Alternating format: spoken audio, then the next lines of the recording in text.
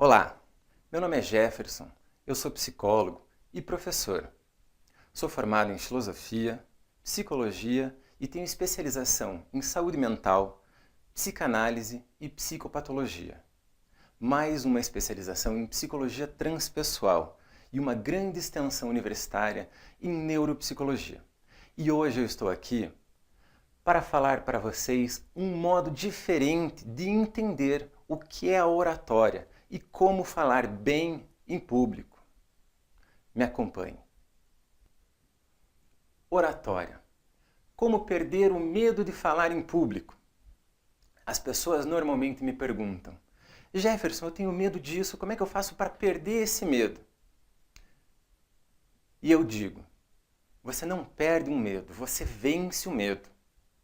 Normalmente as pessoas têm muito medo de falar em público por diversos motivos.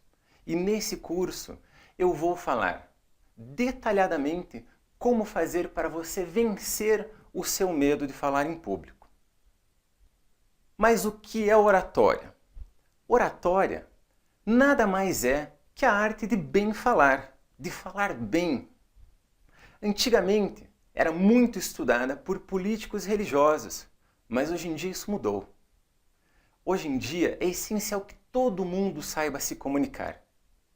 Seja na escola, nos relacionamentos, com a família, com os amigos, principalmente no trabalho. Ora, mas eu não sei falar. Nós vamos ver de onde se originou esse medo de falar, essa falta de habilidade em falar. Me acompanhe. O primeiro passo é você saber quem você é. Quais são os seus propósitos? Você precisa falar em público? Você tem necessidade para falar em público? Por que você precisa falar em público? Muitas vezes as pessoas não se conhecem e ficam se cobrando atitudes que elas não precisam. Muitas vezes no seu trabalho você não precisa falar. Muitas vezes num relacionamento você não precisa falar. Mas você que está me assistindo, você precisa falar bem. Seja no seu ambiente de trabalho, seja para uma conquista pessoal, seja para falar com a garota dos seus sonhos, seja para falar com o seu chefe, para um aumento, para falar de uma ideia. Mas você precisa se conhecer. Aonde você quer chegar? Precisando saber falar ou não? Qual é o seu estilo de personalidade? Qual é o seu humor? Você é uma pessoa séria? Você é uma pessoa engraçada? Eu, particularmente, gosto muito de fazer as pessoas rirem. Rir é o melhor remédio. É importante que você se conheça muito bem e saiba valer das suas qualidades. Se você não se conhecer, as pessoas ao seu redor vão se sentir muito à vontade para tomar as decisões por você. E uma boa fala, uma fala excelente, ela é sedutora. É muito gostoso ouvir uma pessoa que sabe falar, que tem domínio do conteúdo. Aposto que você domina algum tipo de conteúdo e que você gostaria que as pessoas escutassem o que você tem a dizer. Depois de se conhecer, você precisa conhecer a sua aparência. A sua aparência é o seu cartão de visita. Você já se perguntou: você gosta da sua aparência? Quantas vezes por dia você se olha no espelho? Você gosta dos seus olhos, do seu cabelo, dos seus lábios, do seu rosto, dos seus ombros, do que quer que seja? O que você faria para mudar a sua aparência? O que você já fez para mudar a sua aparência? Falar é um processo que envolve muitas variáveis, muitos fatores. E você precisa começar do primeiro passo, da essência que é você, que precisa comunicar alguma coisa.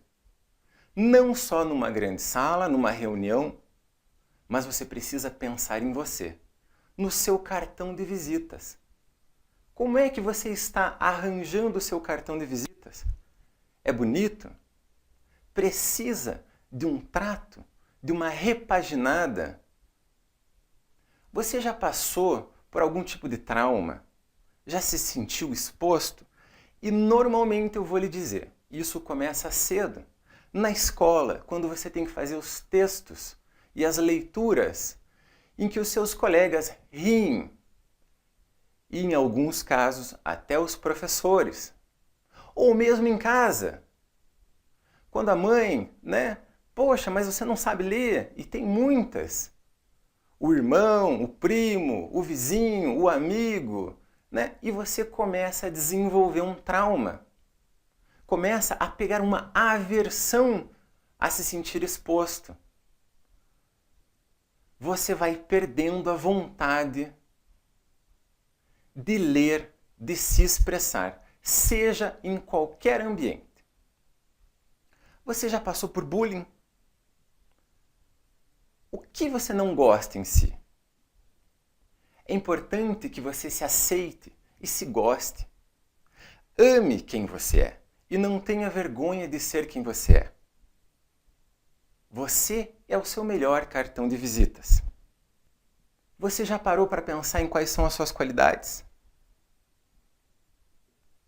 Eu aposto que não. Se eu pedir agora para você pegar um papel e uma caneta e listar 10 qualidades, aposto que vai ficar difícil. Mas se eu pedir para você listar os seus maiores defeitos, isso sempre fica muito fácil. Por quê? Porque a gente sempre escuta de todos à nossa volta, os nossos defeitos. Parece que a nossa sociedade é uma sociedade que constrói pessoas apenas com defeitos. E as nossas qualidades, as nossas potencialidades, muitas vezes são colocadas para debaixo do tapete. Você está fazendo isso consigo mesmo? Muitas vezes, as pessoas têm potencialidades que na primeira infância elas são tidas como esquisitas, difíceis de serem entendidas pelas pessoas que estão ao seu redor. Porque as pessoas não compreendem se você pinta bem, se você toca bem, se você corre, se você canta. São qualidades que são facilmente compreendidas. E agora, quando você tem outras habilidades, quando você tem um sorriso maravilhoso, quando você conquista as pessoas, quando você é doce, você deve investir nas suas qualidades. Você deve investir naquilo que você tem de bom. É lógico, você precisa entender que na vida você precisa melhorar as coisas que você não tem muito aperfeiçoadas. Nós temos gráficos que são mais desenvolvidos e menos desenvolvidos. E na vida a gente precisa encontrar o equilíbrio entre todos esses pontos, para que a gente possa ter um desenvolvimento mais saudável. E o que tudo isso tem a ver com a fala, com orar, com falar em público? Ora, se você não tem uma boa autoestima, se você não se aceita, se você não sabe quem você é, para que você quer falar em público, então por que você insiste em falar em público? Aceitar as decisões dos outros sem ter argumentos para reivindicar o seu lugar é muito terrível. É triste você pensar que você tem potencial, mas você não consegue se comunicar. Todos nós temos habilidades em diversas áreas e trabalhamos muito melhor juntos. Agora, vamos falar sobre um ponto muito importante, que é crucial para tudo na sua vida, especialmente para falar: a autoestima. Eu vou começar falando de autoestima com uma historinha. Certamente, você que já foi criança, deve ter escutado falar sobre a historinha do patinho feio. Quem é o patinho feio senão um cisne, que por engano acaba sendo chocado em meio aos patos? E os irmãozinhos gozavam dele por ele ser diferente. Ora, ele cresceu e tornou-se um belo cisne. E muitas das vezes acontece na nossa vida. Eu vou compartilhar com vocês o meu caso. Eu sempre fui grande. E na infância, os meus colegas me chamavam de vara de cutucar estrela, girafa. Muitos eram os apelidos. Então o que acontecia? Muitas pessoas me chamavam de várias coisas. Foi uma infância difícil. Como eu já falei sobre o bullying, num determinado tempo da nossa vida, por você fazer uma coisa diferente, você acaba sendo alvo de críticas, de sátiras. E por que as pessoas fazem isso? Eu normalmente penso que na impossibilidade das pessoas fazerem e serem melhores, elas acabam criticando e tentando desprezar e desvalorizar o que você é e o que você faz. É preciso acreditar em quem você é, no potencial do seu trabalho, nas suas qualidades. Eu escrevia muito, eu tinha belíssimas redações na tenra idade, quando eu era criança, mas eu não acreditava nisso. Eu sempre tive uma caligrafia horrorosa. E um dia um professor pegou um texto meu e disse: "Olha, você escreve muito bem." E até então eu não conseguia acreditar que era muito bom mesmo. Às vezes é necessário que a gente encontre um amparo, uma pessoa de confiança, para que a gente possa crescer como pessoa. Alguém que nos dê crédito por sermos quem nós somos. Já não é hora de se responsabilizar por si mesmo, de mudar essa postura de vítima e de crença errônea das suas qualidades? A autoestima não tem nada a ver com orgulho, muito menos com arrogância, mas sim saber valorizar-se. Você já parou para pensar o que é ansiedade? O que é nervosismo? Bem, se você não sabe o que é ansiedade, eu vou lhe contar. A ansiedade normalmente se manifesta por um fator aversivo ao que você está fazendo ou ao ambiente em que você está. Exemplo: eu quero muito terminar, eu quero muito ir para outro lugar. Eu estou fazendo uma apresentação, mas eu tenho um compromisso, eu tenho uma coisa mais interessante para fazer. E essa ansiedade aumenta os seus batimentos cardíacos, aumenta a sua capacidade de conexões neurais e faz com que você atropele tudo. Eu sou muito ansioso, eu vivo ansioso. Você já parou para relaxar? Vem cá, me responda uma coisa. Você sabe o que é relaxar? Muitas pessoas que são ansiosas, elas estão sempre procurando um lugar melhor para estar. Quais são os motivos da ansiedade? Normalmente, dentro da clínica psicológica, eu digo, a ansiedade se constitui por um fator, por uma busca que não está sendo satisfeita. É difícil estar no lugar onde você está? Estar num palco ou na frente de pessoas é difícil para você? Você tem vontade de sair correndo? É possível que sim. Por isso você começa a suar, você começa a tremer, você começa a gaguejar. Tudo isso pode ser controlado. Pense em falar e ter que comunicar algo. Isso te deixou à flor dos nervos? Primeiro exercício, aprenda a relaxar. O que é relaxar? Relaxar é estar em paz consigo mesmo, é estar no ritmo da vida, é encontrar o seu lugar em que você sinta-se à vontade, confortável, feliz por estar ali.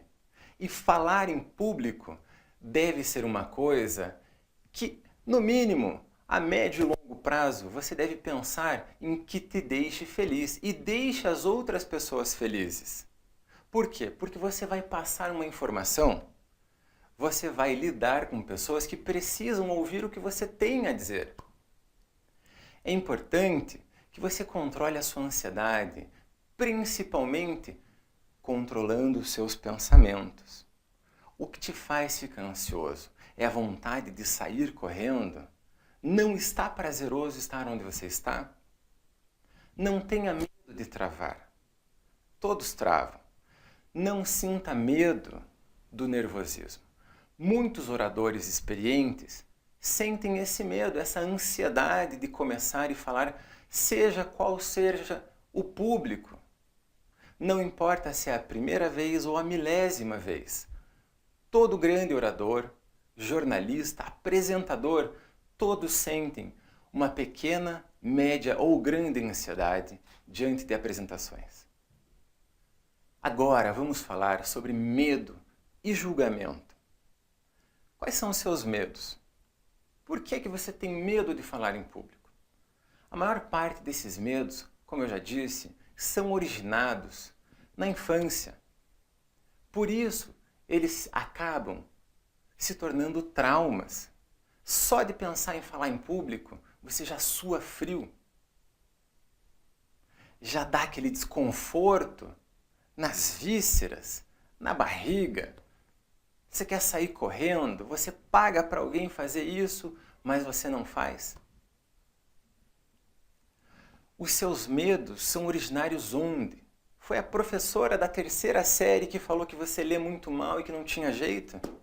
Foi seu irmão que disse que você era gago? São medos reais ou imaginários? Muitos dos nossos medos não têm fundamentos. Tem um estudo que diz que a maior parte dos nossos medos nunca se realizam. Essa pesquisa foi feita com pessoas no seu leito de morte, por uma enfermeira que queria saber se vale a pena ter medo. E um dos maiores medos é o de falar em público. As pessoas não querem se expor, as pessoas têm medo de serem julgadas. Mas por que esse medo de julgar? Esse medo de ser avaliada?